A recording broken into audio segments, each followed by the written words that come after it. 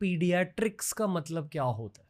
और एक बच्चे की बॉडी अलग होती है ऑब्वियसली, शायद थोड़ी नाजुक होती है, थोड़ी कमज़ोर होती है as compare to an adult body, पर और क्या? क्योंकि जब बचपन में चोट लगती थी, वो चोट हील भी हो जाती हो थी जाती है। जल्द से। Sure. तो एक बच्चे होने के एडवांटेजेस और डिसएडवांटेजेस क्या होते हैं? देखो, बच्चे होने के बहुत सारे एडवांटेजेस भी हैं। फर्स्ट ऑफ ऑल एडवांटेज ये है कि उनको कोई भी अगर ब्रेन इंजरी हो, उनको कोई फिजिकल ट्रॉमा हो, कोई इंजरी हो, तो बोन्स में भी इंजरी हो तो उनकी हीलिंग फास्टर होती है because they are at a growing as.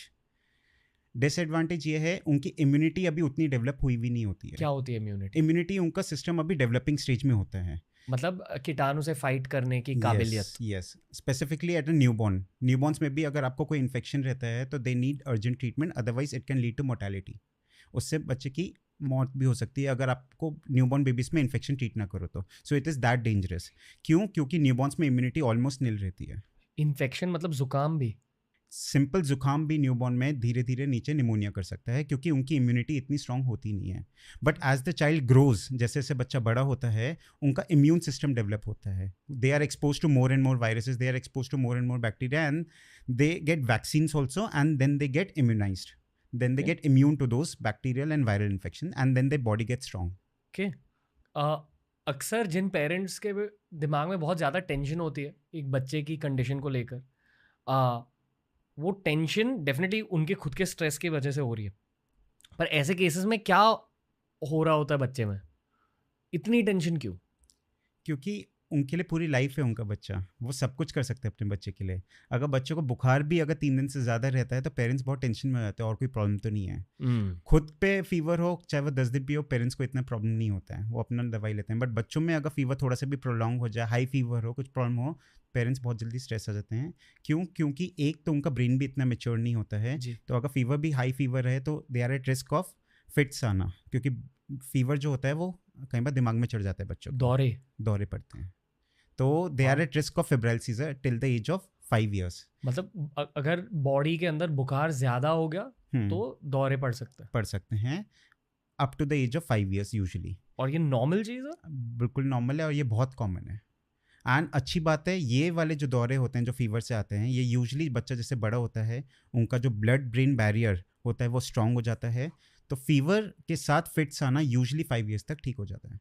Usually जो फीवर के साथ फिट्स आते हैं वो सेल्फ लिमिटिंग होते हैं, वो अपना आप ही कुछ सेकंड्स में रुक जाते हैं। कुछ सेकंड्स में? हाँ, Okay. 15 to 30 seconds। बट अगर वो फिट्स ज़्यादा देर तक आएँ तो you should definitely reach an emergency. वहाँ पे उनको कुछ मेडिसिन दी जाती है टू स्टॉप दैट फिट। ज़्यादा देर मतलब कितनी? ज़्यादा देर मतलब मोर देन 2 minutes अगर वो फिट्स हों तो ये लाइफ थ्रेटनिंग होता है, एंड उस केस में आपको इमरजेंसी में जाना होता है।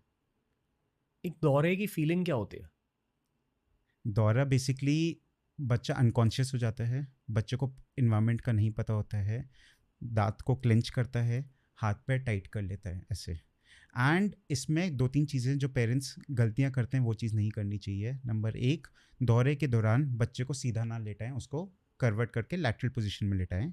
नंबर 2, दौरे के दौरान उसको पानी ना पिलाने की कोशिश करें, क्योंकि अगर दौरे के दौरान आप उसको कुछ भी ओरली दोगे तो वो गलती से खाने की पाइप की जगह सांस की नली में चले जाता है, एंड बच्चा वो एस्पिरेट कर जाएगा, मतलब सांस की नली में चले जाएगा पानी। एंड वो दौरे से नहीं बल्कि एस्पिरेशन, मतलब वो जो पानी दिया वो सांस की नली में जाने से चोकिंग से मर जाएगा। एस्पिरेट मतलब गलत रास्ते में चले जाना? गलत रास्ते में चले जाता है। Okay. Instead of going to the food pipe वो चले जाता है आपके सांस की नली में, और फिर वो बच्चा जब वो सांस की नली में गया तो वो ब्रीदिंग भी बच्चे की स्टॉप हो सकती है। एंड तीसरा, जब भी बच्चे को फिट्स आए, कई बार होता है कभी पेरेंट्स झाड़ रहे हैं, कभी कुछ कर रहे हैं, तो वो सब ना करके instead of wasting time on that, parents should reach the emergency on time, क्योंकि अगर टाइम पे ट्रीटमेंट मिलेगा तो baby will be fine. Okay.